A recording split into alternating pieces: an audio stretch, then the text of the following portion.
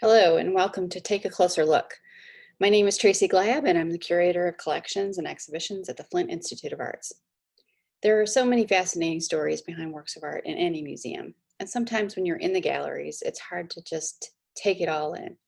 What's more, it can be difficult to slow down and really contemplate just one work of art.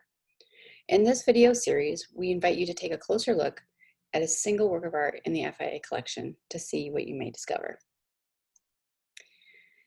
In this video, I would like you to join me in the Summerfield Gallery, where we feature European art made between the 1600s and early 1800s. Currently on view is a portrait sketch that I'd like to tell you more about. This work was given to the museum by Dr. Jack Wilson Thompson, and it is a sketch for a larger finished portrait of Elizabeth Williams, born in 1782 and died in 1850. Elizabeth Williams lived in Gwersyllt, Wales with her husband, John. Because portrait painting was time-consuming, requiring multiple visits to the artist's studios, artists would often do quick sketches of the most important aspect of the portrait, the face, and then execute other details after the person left the studio. This particular sketch was made by a well-known portrait painter of the late 18th and early 19th century, Sir Thomas Lawrence. As a young child, Lawrence displayed a gift for drawing, and in 1786, he commenced his study of art at the Britain's Royal Academy. This self-portrait was executed a few years after he started at the Academy, and about 16 years before he created the portrait now in the FIA collection. Eventually, he caught the attention of King George III. Yes, that king, who reigned from 1760 to 1820, and was given the honor of being painter to the king in 1792. He was knighted in 1815 and attained the highest honor his profession could offer in 1820 when he became president of the Royal Academy.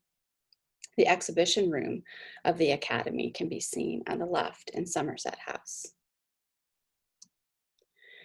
He left his lasting mark on portraiture, becoming known for the so-called romantic style in works such as the one you see on the screen, Pinky, where a young girl dominates the horizon with flowing garments and stormy clouds in the background. And all of these elements were meant to evoke a sense of emotion and imagination and movement that was often lacking in more formal portraits.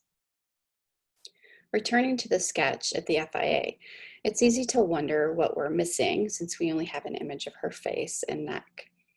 Because of her identity as Mrs. John Williams or Elizabeth Williams, we can connect this sketch to a portrait of Elizabeth located at the Eva Clabin Foundation, located in Rio de Janeiro, Brazil.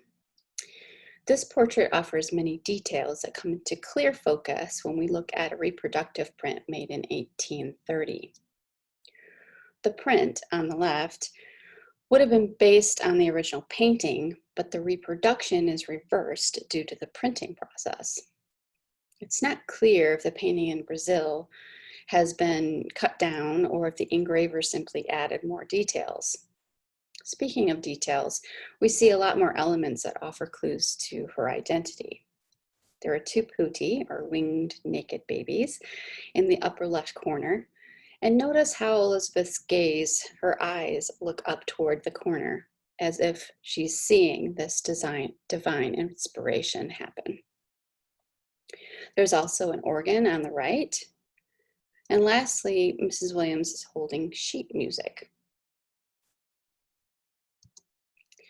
All these details identify her as Saint Cecilia, the patron saint of music.